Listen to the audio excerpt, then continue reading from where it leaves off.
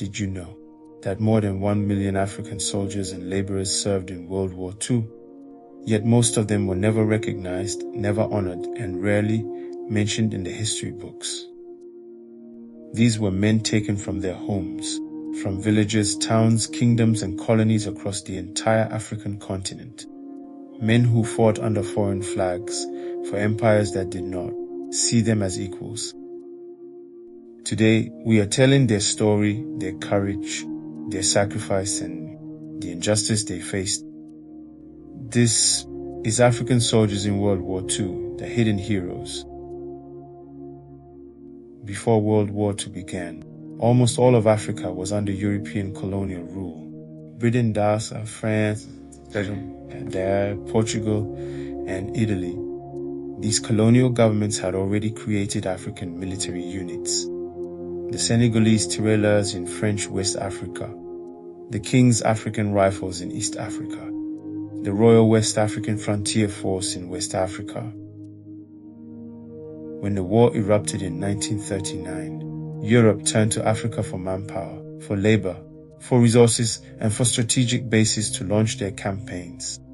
From Senegal to Kenya, from Nigeria to South Africa, Africans were called, and many were forced to fight under foreign command. By 1945, more than 1 million Africans had served the Allied war effort. British colonies raised huge armies: Nigerians, Ghanaians, your UGNDNS, Kenyans, Malians, Zambians. The King's African Rifles fought across East Africa and Asia. The Royal West African Frontier Force marched through the deadly jungles of Burma. French colonies recruited tens of thousands more. The Senegalese Tirailleurs, one of the largest African forces in the entire war. They fought in Europe, in North Africa, in Italy, and in the liberation of France itself. African soldiers served as infantry, as drivers, as engineers, as cooks, as porters, as stretcher bearers, and as frontline fighters. They faced deserts, jungles, dark monsoons, and bitter European winters.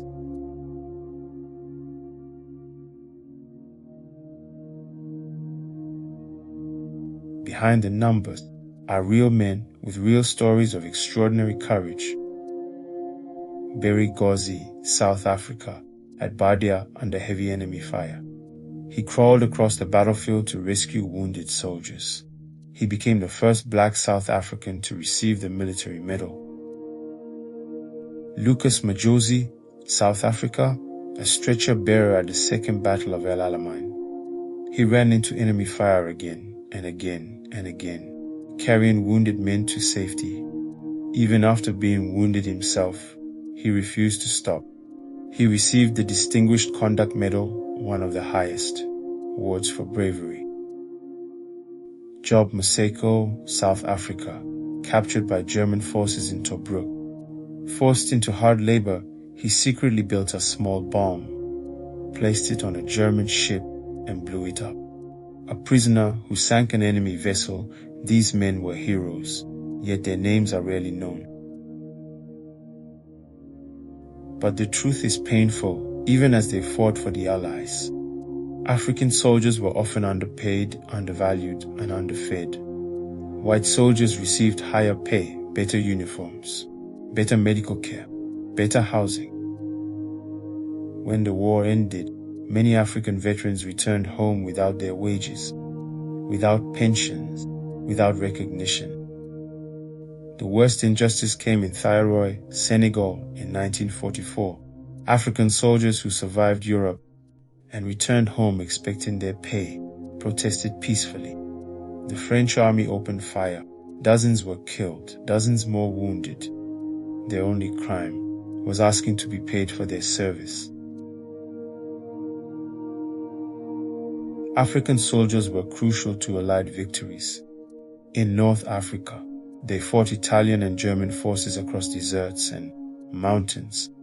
In Burma, the 81st and 82nd West African Divisions moved through jungles so harsh that even seasoned British troops struggled to survive. Their resilience, endurance, and discipline were widely praised by Allied commanders. Yet, after the war, their contributions were quietly erased from many Western history books. Their names, their divisions, their sacrifices faded into silence. But the war left a deep mark on Africa. Many veterans returned home with new ideas about freedom, equality, and self-rule. They had fought for liberty in Europe and returned to lives under colonial rule. Many joined or inspired the movements that would lead Africa into independence through the 1950s, 60s, and beyond. Today, we honor them not as colonial subjects, not as forgotten soldiers, but as heroes of global history. If you learned something new today, share this video. Leave a comment with the name of an African hero you think the world should know, and make sure you subscribe so more people can discover the real history of our world.